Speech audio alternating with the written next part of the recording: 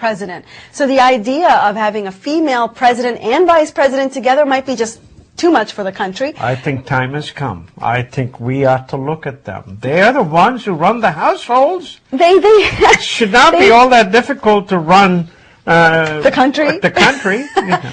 Well, we're used to seeing women in power. Nancy Pelosi, of course, held down, the strong fort in Congress. But with Nikki Haley, what I find interesting about her, she has many parallels to Bobby Jindal, who, of course, as governor of Louisiana, also got a lot of limelight from the Republican Party.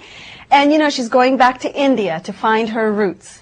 And this is the part that I find very interesting, because she, at 39, hasn't been back to India since she was 2 years old.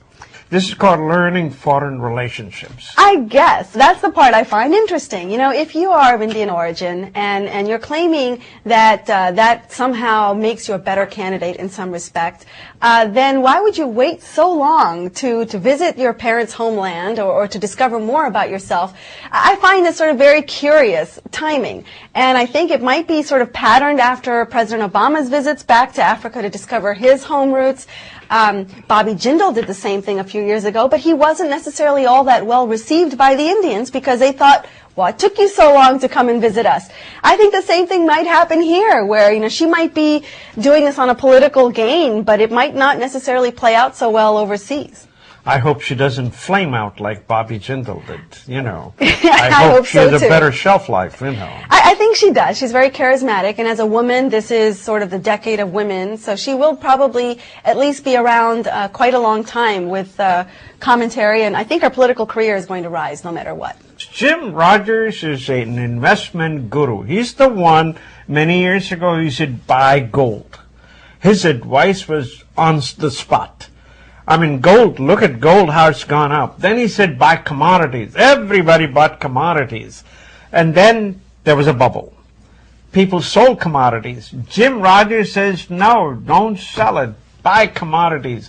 The world has gotten richer. China has gotten richer. India has gotten richer. Imagine, these people are now eating more food. We Americans eat 250 pounds of meat a year. That's amazing. In China, they only eat 100 pounds. And in India, they only eat 10 pounds a year. So imagine when we look at it, we say, oh, there is so much growth coming. All of these people, when they get rich, they want to buy more meat than others. And for that, you will need farming. So Jim Rogers says, young man, go to Midwest and farm. The 1% of the population is involved in producing of the agriculture. And if you put in the seed and the fertilizers and the equipment manufacturers, 4% of the people are involved in agriculture. Imagine, in service sector, 70% of the population is involved. Now, this is the sector that is really on the upswing, folks, because 90% of the fish that we eat, seafood, is actually imported. Yeah, that's 50% of the vegetables and the mangoes and the others that we eat, they're imported. This is the time to actually go in the agriculture business. And they have given examples of some of these towns where the unemployment rate is only 4.2%. None of the banks have gone under. These people are living very, very well. So they take Jim Rogers' advice, young man, go into farming. You know what this reminds me of? Warren Buffett, a couple of years ago, made key investments in infrastructure. Mm-hmm. Right? At a time when no one was thinking about that, he was sort of out front saying, no, I want to invest in railway systems. And even though that seems like a backwards step versus flights and airplanes and so forth, it's actually a pretty smart move, because I think both Jim Rogers and Warren Buffett are saying the same thing. They're saying go back to fundamentals. Yes. And even though tech sector did so well, and then of course we had the bubble and then the bust, it goes to show you that those industries are cyclical, but farming is a staple.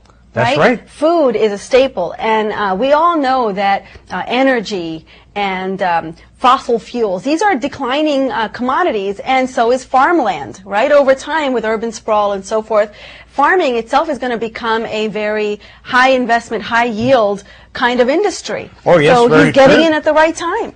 Well, Speaking of agriculture, here's an interesting use of technology to help agriculture make its way to the people it needs to feed. In India, places like Chandigarh are using fingerprint technology to help feed the poorest people there. And these are people who don't read and write, but they have a fingerprint, right? Yeah. And back in the old days, if you remember in my parents' era, a lot of times during rationing when the government was in severe shortage, they would use thumbprints to try to account for people and to hand out rations. But that system was so fraudulent that, you know, people would get outside it all the time. Well, now they're using new fingerprint technology, actual technology to read a thumbprint, and handing out these smart cards to poor families who can come back again and again. And by doing that, they can do a couple of things. One, they can figure out who's getting the rations, and they can also figure out how much ration that person is consuming over the course of time. You know, how much wheat, how much rice, how much sugar, and then they can distribute those resources accordingly. This is a fascinating thing to me because, you know, here's a smart use of technology to accomplish something good. The city of Chandigarh has plans to register 200,000 families for this smart card application, and so far they've gotten 5,000 to enroll, and it seems to be working.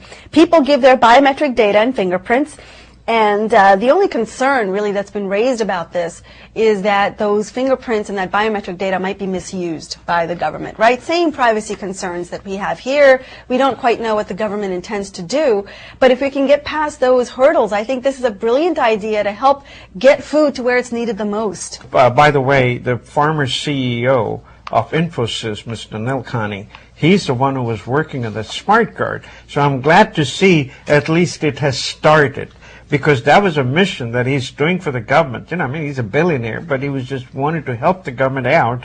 He's a government employee. I'm so glad to see that his smart card is working.